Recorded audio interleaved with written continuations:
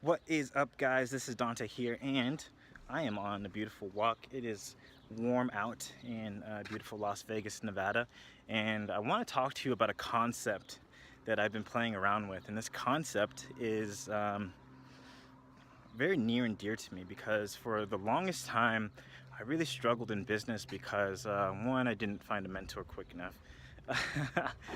Shame on me. Two, I really didn't know what to focus on. So maybe if you've been running your business for a short time, a long time, it really doesn't matter, because what you focus on is going to be a direct correlation to how much money that you make in business and the amount of lives that you're able to change.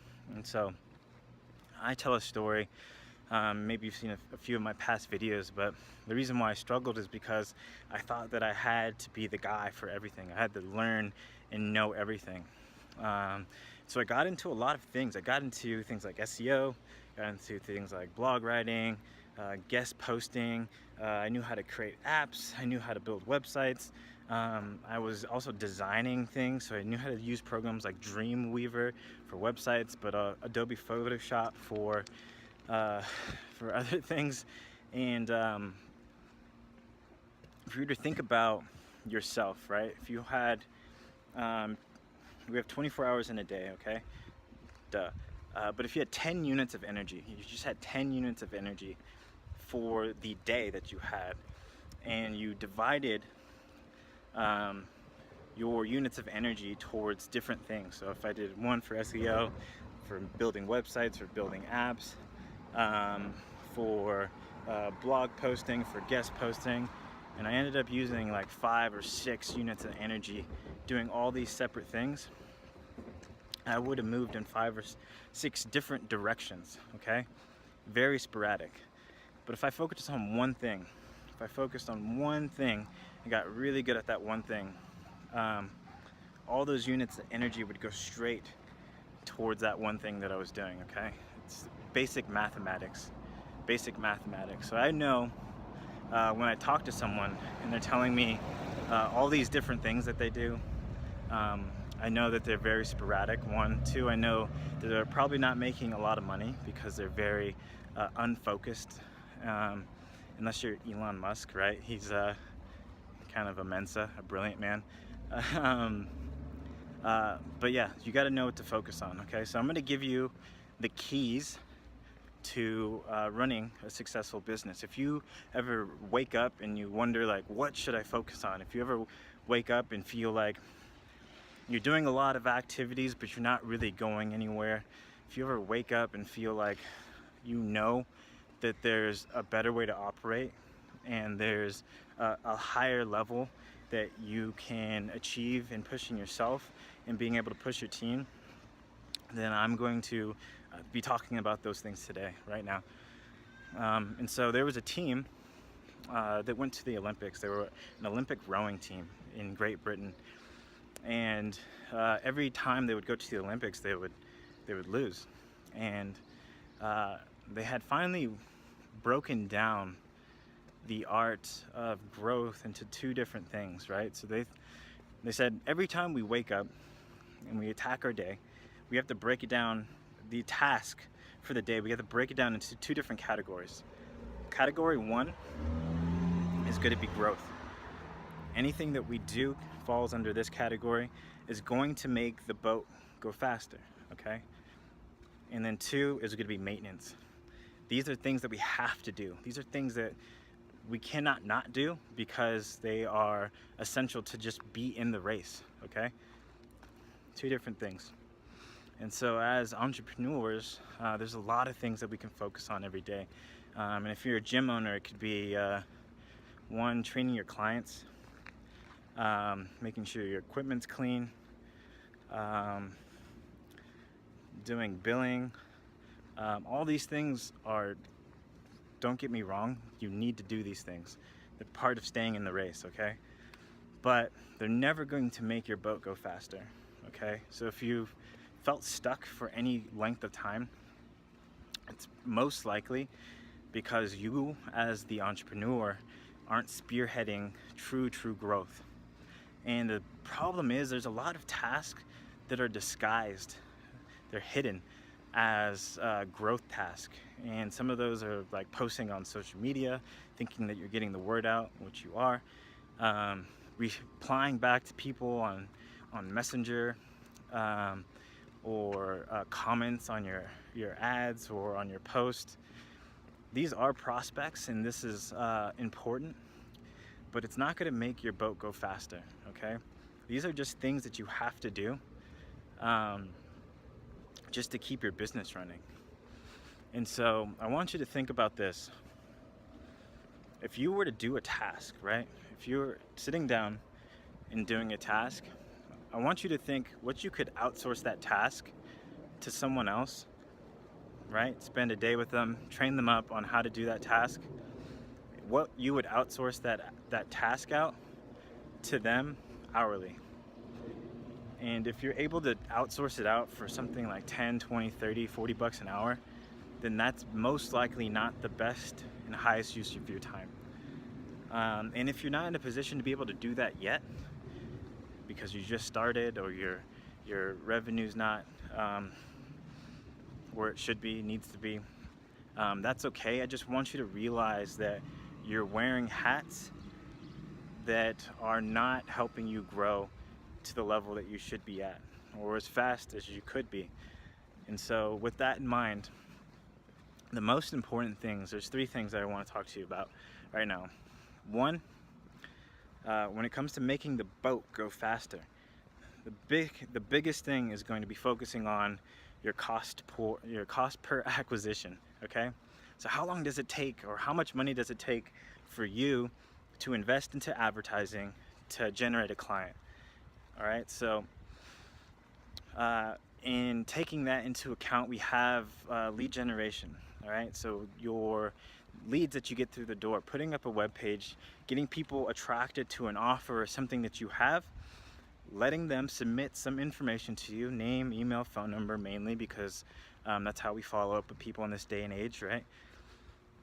And then once they have given you that information, then you have your sales process take over. And so if you work with us in Maverick, this is literally what we train you on. We deliver the leads, hundreds of leads. We show you how to get them into your door, so you're selling belly to belly. And then you work with our sales trainers, you and your team work with our sales trainers one-on-one to make sure that you understand the scripts, how to talk to people, how to greet those people, and then how to have a conversation to where you're converting them into a paying member. Okay, and so you have your cost per lead. You need to be spearheading how much this is costing you, right? How much does it take to actually get a lead to be interested in your business? And then you always need to be working to reduce that cost. Always need to be working to reduce that cost. Next is going to be, once you have a lead, how well do you do at getting that lead to come into your facility? And you always need to be getting better at that. So there are ways like texting people confirmations, making sure that you're calling a lead as soon as you get it. There's things like auto responders and SMS, so you can send text messages and emails 24 hours before the meeting, 2 hours before the meeting. Things like this are going to help dramatically increase your show-up rate.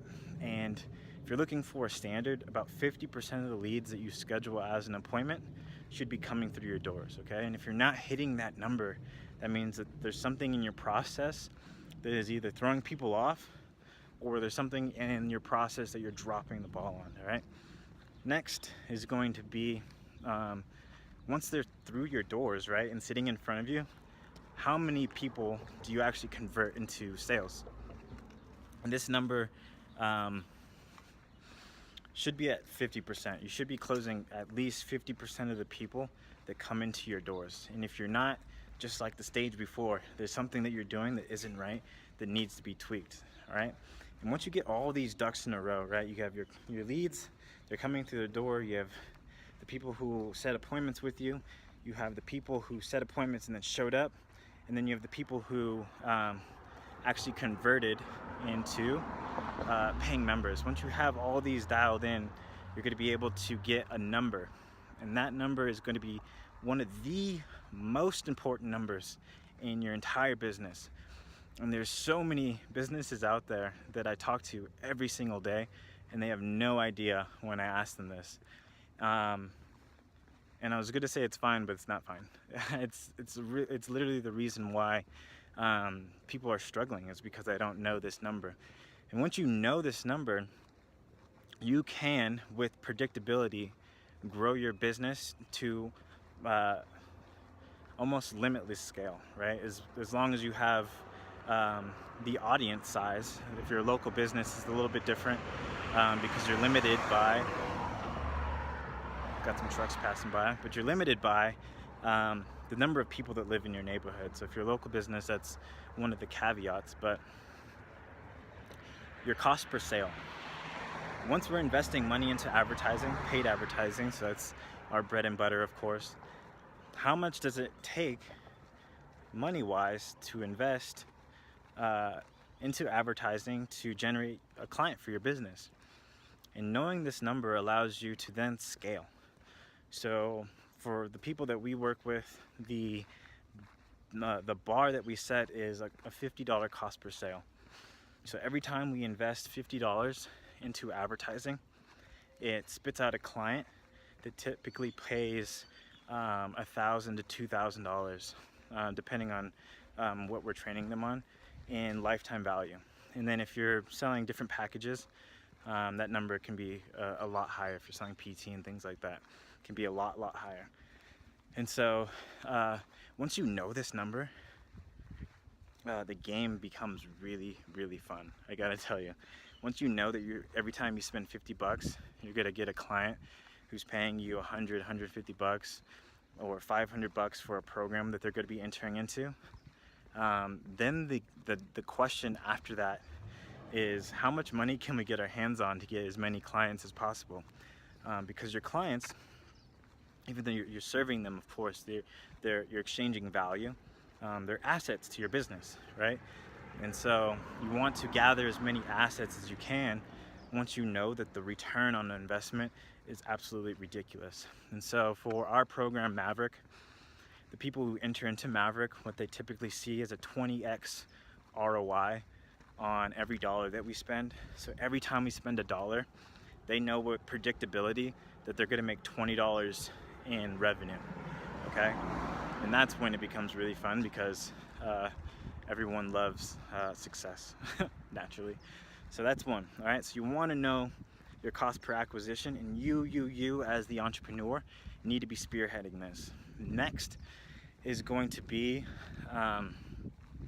once you know your cost per acquisition, you want to begin to focus on the next step, okay? So once they're through the door and you know that you have that piece of it down, and you're not stressed about where the next lead's coming in from, and you're not stressed about how you're going to get the next sale, because you have this down, right? You want to also then begin to focus on maximizing the revenue that you generate per customer. Maximizing the revenue that you generate per customer. So how do you do this? So if you're a gym, there's things that you can add at checkout to maximize this revenue. One is adding supplements. Very quick and easy way to maximize your client value, your average client value. This is what we're looking to bump, okay? At point of purchase, and there's different things you can sell during the lifetime of that client, of course, but at point of purchase, my arm's going a little dead. Been holding this thing for a little bit. So at point of purchase, you want to focus on things like point of sale. So your supplements, you can also focus on selling personal training. Easy upsell. You have a person in front of you. 90% of the people that we work with, initially, people don't even know that they offer personal training. So I want you to think right now, out of your client base, so everyone who's a client with you right now, how many people know that you offer personal training? Is it 50%? Is it 40%? Is it 10%? just making people aware of something that you offer is going to go a very long way. But this is stuff that needs to be presented when they're actually checking out. So there's a ton of different things that you can add to the point of sale to make it a no-brainer. There's gear. We like to talk about Krav Maga. Krav Maga, the average Krav Maga makes a ton of revenue off of not their memberships. That's not where a bulk of their money comes from. The bulk of their money comes from everything else. People having to buy their uniforms, having to buy supplements, having to buy these different things just to be part of the program. And it's so built in that it's expected, right? For an example, I went to Gracie Baja for a while, and I bought a membership for 6 months, and I had to buy a gi. Required. I had to buy a gi before I started class. They let me borrow a gi for the first 2 classes while I ordered one, but I ended up spending another $200 to get a gi to take classes just so I can train with them, right? And if you establish this as a part of your culture, then you're going to go leaps and bounds of your competition, because you're going to be able to maximize that revenue, especially on the front end when you first acquire that client. And the reason why we want to maximize on that first ticket sale is because once we know our stage 1 number, which is our cost per acquisition, and we always know that once they come in to the facility, that client's going to spend $500, $600, $700 once we convert them, and we're converting 50% of the people that we see, then it becomes a no-brainer that you're doing advertising. And so I hope you're starting to get the picture of why we do all these things, right? We focus on the paid advertising, we get our cost per lead down, make sure people are coming into the facility, we get our cost per acquisition down to $50, and then we know that every time we spend $50, we're getting a client spit out who's going to pay us about $700, because we have all these numbers down.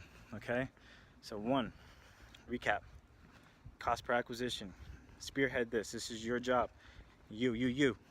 2, making sure you maximize revenue per member that comes into your business. And the third one is you want to focus on really delivering value and focusing on the long-term return on your investment. So you want to focus on your retention strategies. So what are the things in place that you can start implementing to make sure that people stay for as long as possible?